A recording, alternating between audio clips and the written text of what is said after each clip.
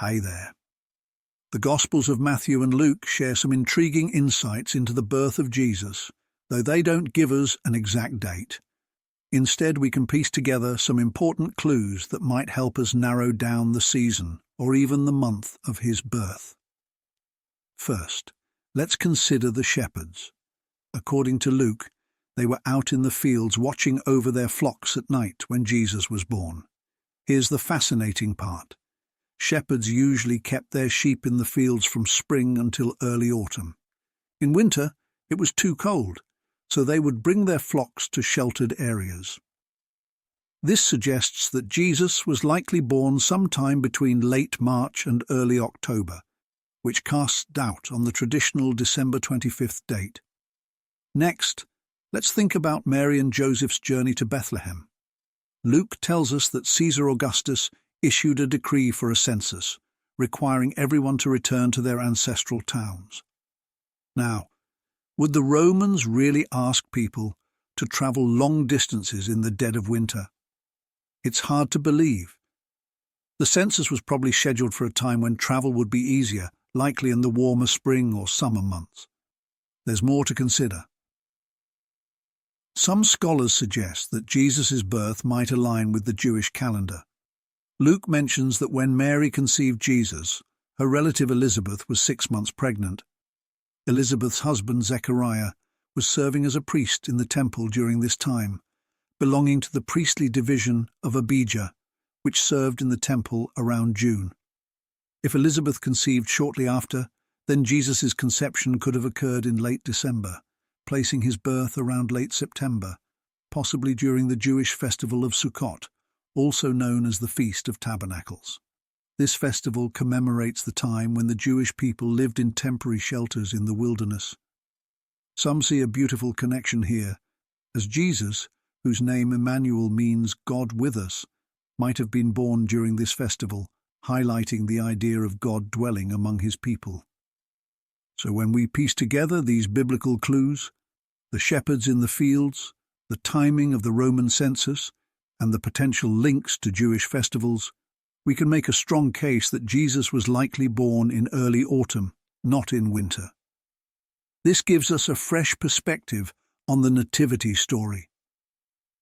Now that we've explored the biblical hints about the timing of Jesus' birth, let's dive deeper into the historical context of the Roman census that brought Mary and Joseph to Bethlehem. The Gospel of Luke mentions that Jesus was born during a census ordered by Caesar Augustus, which required everyone to return to their ancestral homes. Historians have debated the timing of this census for ages. Most agree that the Romans were meticulous record keepers, and censuses were crucial for tax purposes, ensuring everyone in the empire was accounted for. Considering the logistics of such a massive event, it seems unlikely that the Roman authorities would have called for travel during harsh winter months. Travel was already challenging, and adding winter weather would make it even riskier. Historical records suggest that Roman censuses often aligned with the agricultural calendar, typically after the harvest, when people had the means to pay their taxes. This timing supports our earlier thoughts about late summer or early autumn, consistent with the shepherds in the fields and potential Jewish festivals. Let's take this a step further. Luke notes that this census was conducted while Quirinius was governing Syria, which is significant because Quirinius's governorship is well documented. However, he officially became governor in AD 6, which might seem too late for Jesus' birth. Some scholars propose that Quirinius could have had an earlier role in the region, possibly overseeing a local census before his official governorship, fitting perfectly into the timeline we're building. So, when we start to connect the dots, like Luke's mention of the census, the Roman custom of timing censuses with the agricultural calendar, and the possible earlier role of Quirinius, we begin to see a clearer picture. The historical evidence seems to suggest that Jesus was born during a time that made sense for both the Roman authorities and the Jewish people. Now let's shift our focus to one of the most iconic elements of the Nativity story, the Star of Bethlehem. This mysterious star that guided the wise men to Jesus has sparked a lot of theories over the years. Could it also help us pinpoint the time of his birth? First, let's clarify one thing. This wasn't just any star. The Gospel of Matthew describes it as something extraordinary, so significant that it led the Magi on a journey from the east to find the newborn king. What kind of astronomical event could have created such excitement? Astronomers and historians have proposed several fascinating possibilities. One popular theory is that the Star of Bethlehem was a rare conjunction of planets. In ancient times, a conjunction, where two or more planets appear very close together in the sky, was seen as a powerful omen. In 7 BC, there was a striking conjunction of Jupiter and Saturn in the constellation Pisces, which would have been visible in the eastern sky and might have caught the Magi's attention. But that's not the only possibility. Another theory points to a comet. Ancient Chinese records mention a bright comet that appeared around 5 BC, which could have been visible for several weeks. Comets were often interpreted as heralds of significant events, especially the birth of a great leader. Could this have been the Star of Bethlehem? It's a fitting theory, given the timing we've been discussing. Then there's the supernova hypothesis. Some scholars suggest that the star could have been a supernova, an exploding star that would have appeared as a new bright object in the night sky. Such an event would have been awe-inspiring and certainly worthy of guiding the Magi on their journey. If the Star of Bethlehem was indeed a planetary conjunction, a comet, or even a supernova, it likely appeared during the late summer or early autumn, further supporting the idea that Jesus was born in that season. As we continue our exploration of clues that might reveal the true date of Christ's birth, let's take a closer look at the Jewish festivals. These celebrations are not just important cultural events. They're deeply symbolic, often tied to the agricultural calendar and significant moments in Jewish history. The Gospel accounts are filled with references to Jewish customs and traditions, and since Jesus was born into a Jewish family and lived according to Jewish law, it makes sense that his birth might coincide with one of the major Jewish festivals, each of which carried profound religious significance. One of the most compelling theories is that Jesus was born during the Feast of Tabernacles, or Sukkot. This 7-day festival usually falls in late September or early October, perfectly aligning with the time frame we've been considering. During Sukkot, Jews commemorate their ancestors' time in the wilderness by living in temporary shelters called Sukkot. These huts symbolize God's protection and presence with his people during their journey through the desert. It's a joyful celebration of gratitude for God dwelling among his people. Now, let's make some connections. The name Emmanuel, given to Jesus, means God with us. If Jesus was born during Sukkot, it would symbolize God literally dwelling among his people in the person of Christ.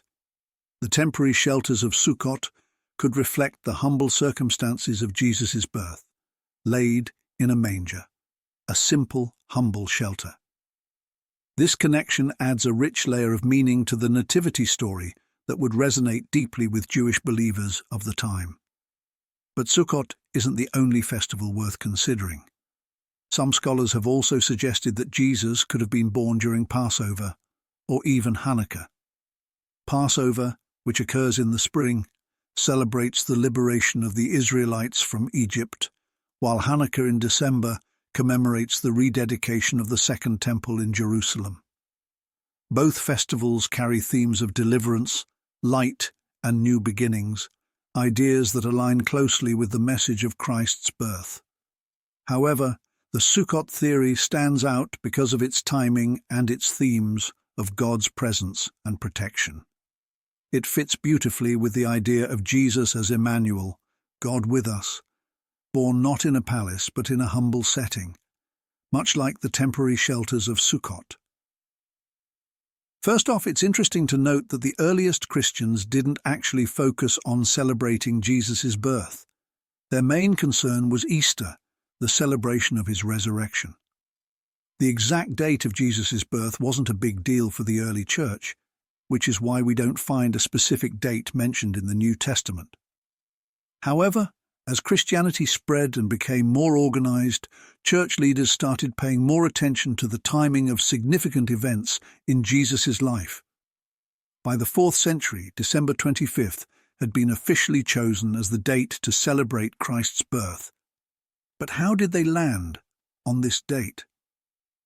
One popular theory is that December 25th was selected to align with the Roman festival of Sol Invictus, or the unconquered sun, which was celebrated around the winter solstice.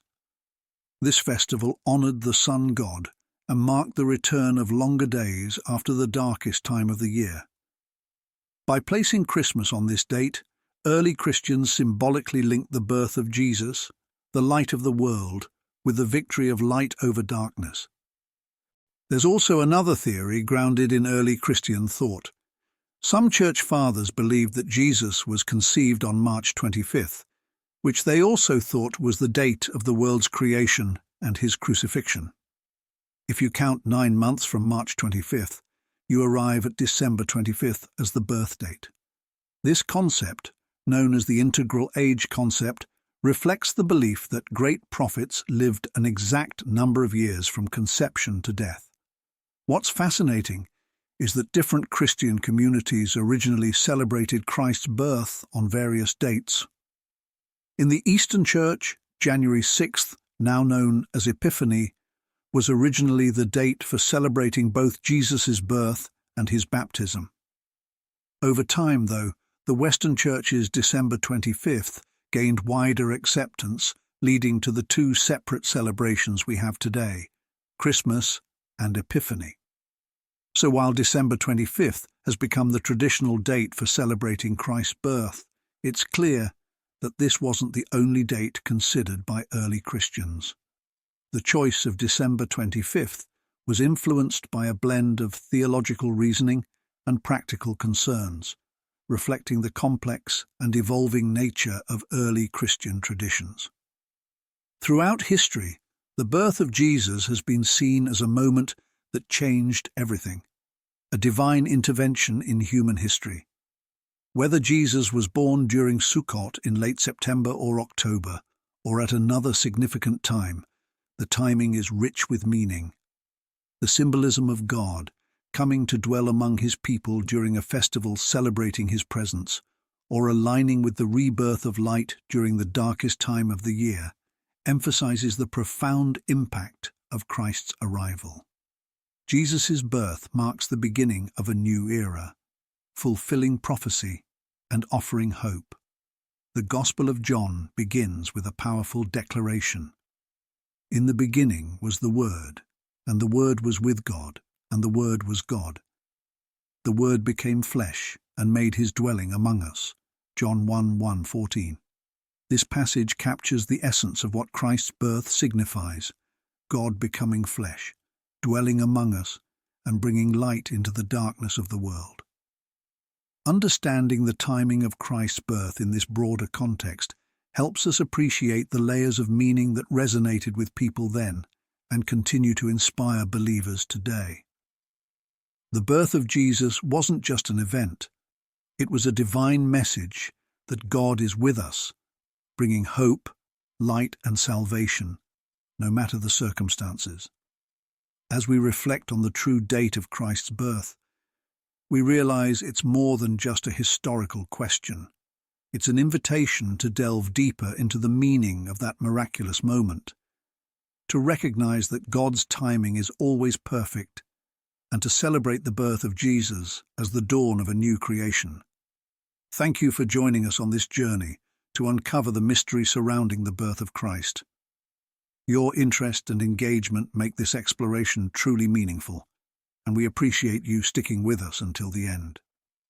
If you found this video enlightening, don't forget to like, comment, and subscribe for more thought-provoking content. May the peace and blessings of God be with you all. God bless us all.